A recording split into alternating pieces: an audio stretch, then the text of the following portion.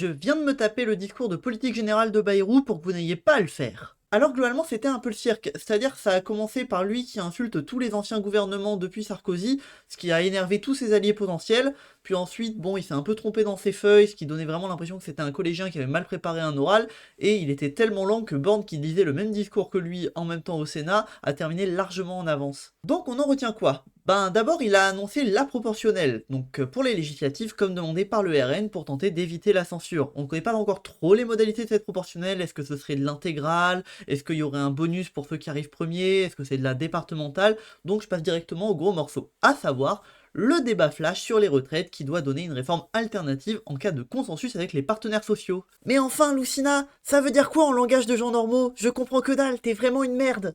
Merci à toi, cher auditeur, c'était vraiment une insulte gratuite. Bon, en gros, ce que ça veut dire en langage de gens normaux, c'est que d'un côté, on prend les syndicats qui veulent la retraite à 60 ans, de l'autre, on prend les macronistes qui la veulent à 64 ans, et s'ils se mettent pas d'accord, c'est la retraite à 64 ans qui gagne.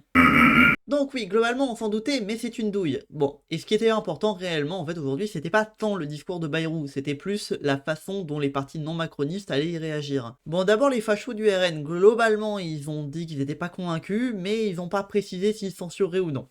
Ensuite, bon, LR, évidemment, ils soutiennent le gouvernement, ils ont des ministres, mais ils ont précisé qu'ils soutiendraient pas la proportionnelle, principalement car celle-ci finirait de tuer leur parti. Quant à LFI, nous, on a déposé directement une motion de censure afin de compenser le manque de vote de confiance, motion de censure qui est rejointe par le PCF et Europe Écologie Les Verts, le grand absent étant évidemment le Parti Socialiste, qui a, lui, annoncé qu'il participerait au débat flash sur les retraites pourtant perdu d'avance, et ce qui semble sous-entendre qu'il ne tentera pas de faire tomber le gouvernement. Bon, tout en insistant qu'ils sont à fond dans l'opposition, mais franchement ça devient difficile de les croire. Et d'ailleurs c'est une nouvelle plutôt mal accueillie, y compris à l'intérieur du PS lui-même où une partie des militants ont rapidement manifesté leur incompréhension. Et bon, j'espère que le PS reviendra rapidement à la raison, car faut pas l'oublier, mais le NFP c'est plus qu'une alliance entre 4 partis. Non, c'est véritablement une mobilisation de tout le peuple de gauche autour d'un programme et contre le macrono-lepénisme. Par exemple, ici à Bordeaux, il y a l'AG Féminine Gironde, que je salue pour leur taf incroyable, et qui a fait la campagne du NFP pendant les législatives, y compris pour les candidats du PS.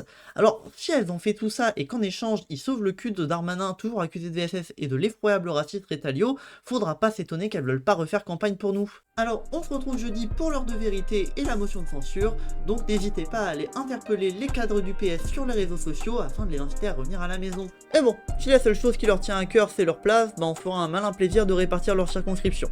Alors, chers camarades du PS, je sais que les trahisons c'est dans l'ADN du parti, mais faites le bon choix.